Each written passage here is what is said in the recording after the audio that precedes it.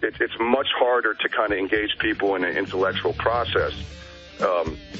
And, you know, maybe that sounds a bit too academic, but the world's not going to end in 2012, I'll tell you that much.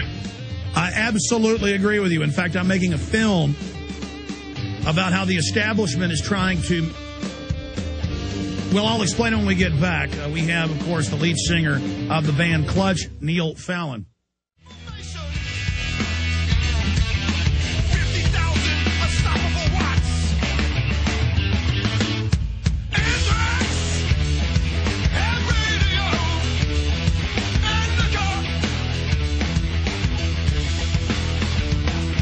Neil Fallon, frontman for Clutch, is our guest for the rest of the hour.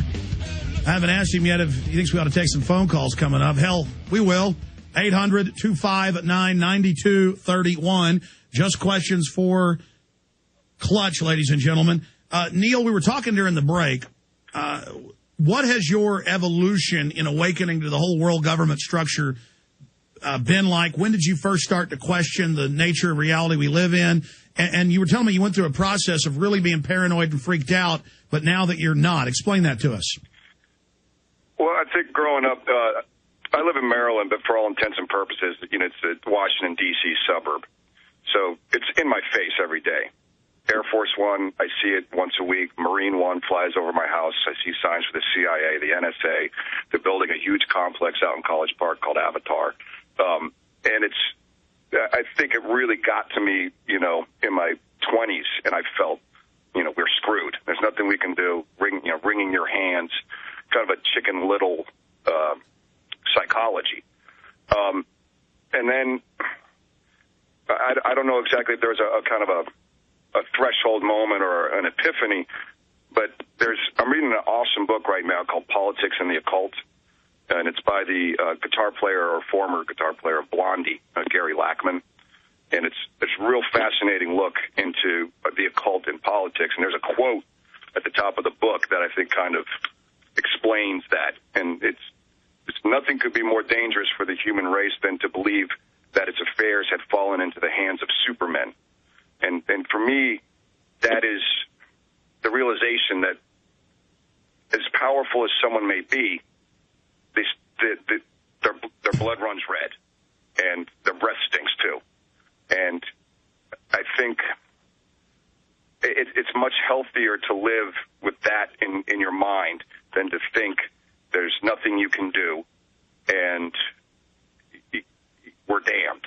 That's a very dark place to go. And I'm not going to live that way. I'm not going to have someone tell me that the world is going to go up in flames on a certain date, because, first of all, there's no way you could know that, because you're telling me you're God, because you can predict the future. And if that's the case, well, fix everyone's problems right now. I mean, you know, I know I'm kind of rambling, but I get a little bit worked up. No, you're not. In fact, we didn't do a pre-interview, and it's funny that you brought up the exact same things that are in my mind and at my core, and that's what I try to teach people, is that we all have incredible individual power. And I think instead of saying the world isn't run by supermen, I think the answer is we are all supermen and women. Like Gandhi said, the potential of the human species itself, and the elite know that they have to teach us that we're powerless because we actually have so much power. They're actually individuals who have realized how much power this species has and are scared that we will realize that potential and will actually contend for designing the reality we live in. Yeah, I agree. And I think they try to prop themselves up with things like Bohemian Grove to instill a sense of mystery, because if it seems mysterious and spooky, then people are going to believe that you're mysterious and spooky. But, you know, Walter Cronkite's voice coming out of a big plastic owl to me is kind of laughable.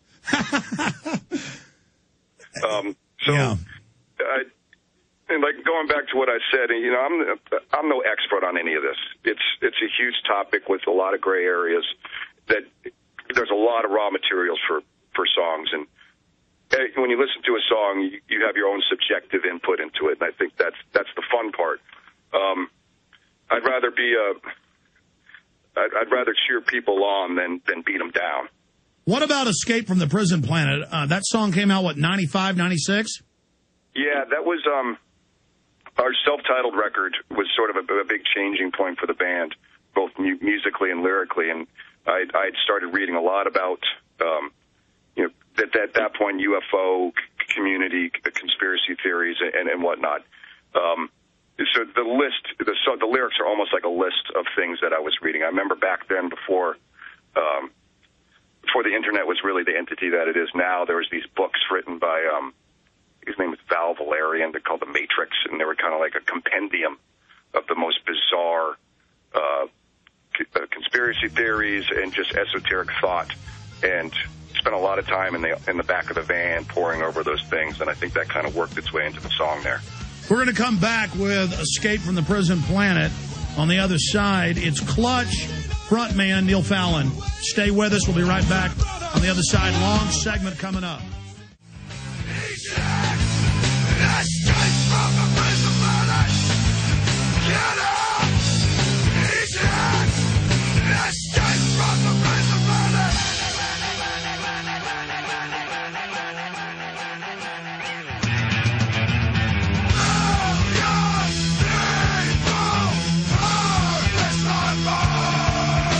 Neil Fallon's our guest, frontman for Clutch. Neil, what's the best website for listeners to go check out all things Clutch? The main one you want to go to is prorock.com. That's PRO-ROCK.com. We have another website, Weathermaker Music, but that's our own record labels, which will just probably bump you to Pro Rock. So information, message board, all the links are centralized on that. That's pro-rock.com? Mm-hmm. All right. We were talking again during the break. That's some of the best radios, our discussions behind the scenes. Getting into the occult, you talk about it being voodoo. Voodoo is just a big mind game, a scam, making the poor Haitians believe that, the politicians can make them die if they don't do what they say, just with, some gunpowder thrown in a fire. And you were talking about a book that you've been reading about the occult in politics. This is an occult empire. Give us your take on that. Well, if there is magic in the world, I think it's language. You can hypnotize people with language. And Clutch, we're not a platinum band, we're not a gold record band, but we've had some pretty big shows, and there have been moments on stage where I really felt, whether it's real or imagined, that I had 10,000 people in the palm of my hand, and it's the most powerful drug you can imagine. And I can understand how people get addicted to that, whether it be politicians or musicians.